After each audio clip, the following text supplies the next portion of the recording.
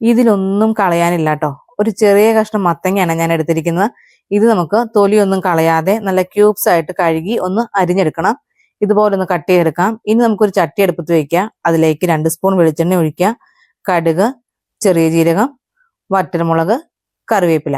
ഇനി ഇത്രയും ഇട്ടൊന്ന് നന്നായിട്ടൊന്ന് വഴറ്റിയെടുക്കുക. ഇതെല്ലാം നന്നായിട്ടൊന്ന് പൊട്ടി വരുമ്പോൾ നമുക്ക് ഇതിലേക്ക് അരിഞ്ഞു വെച്ചിരിക്കുന്ന മത്തങ്ങ കൂടി ചേർത്ത് ഒന്നുകൂടി ഒന്ന് വഴറ്റിയെടുക്കാം. ഇനി എന്നിട്ട് മൂടി വെച്ചൊന്ന് 2 സെക്കൻഡ് ഒന്ന് വേവിച്ചെടുക്കാം. മത്തങ്ങ എല്ലാം നന്നായിട്ടൊന്ന് എണ്ണയിലൊന്ന് പതുക്കെ ഒന്ന് വാടി കിട്ടും. ഇനി ഇതിലേക്ക് നമുക്ക് മുളക് പൊടി, മഞ്ഞൾപ്പൊടി, ആവശ്യത്തിനുള്ള ഉപ്പ്. ഇനി ഇതിലേക്ക് നമുക്ക് ഒരു ചെറിയ നാരങ്ങ വലിപ്പത്തിലുള്ള ഒരു പുളി, വാളംപുളിയാണ്, അത് പിഴിഞ്ഞ് അതിന്റെ വെള്ളവും കൂടി ഒഴിച്ച് എല്ലാം ഒന്ന് ഇളക്കി കൊടുത്ത് തീ ലോ ഫ്ലെയിമിൽ വെച്ച് നമുക്കൊന്ന് കുക്ക് ചെയ്തെടുക്കണം. മത്തങ്ങ എല്ലാം നന്നായിട്ട് ഇതുപോലെ വഴണ്ട് വരുവേ, നന്നായിട്ട് വെന്ത് വരും. ഇതൊന്ന് കഴിച്ചാൽ തന്നെ മനസ്സിലാവുള്ളൂ ഇതിന്റെ ടേസ്റ്റ്. എല്ലാവരും ഒന്ന് ട്രൈ ചെയ്ത് നോക്കണേ. വീഡിയോ ഇഷ്ടമാവുകയാണെങ്കിൽ ലൈക്ക് ചെയ്യാനും ഷെയർ ചെയ്യാനും ഈ പേജിൽ ഫോളോ ചെയ്ത് സപ്പോർട്ട് ചെയ്യാനും മറക്കല്ലേ. താങ്ക്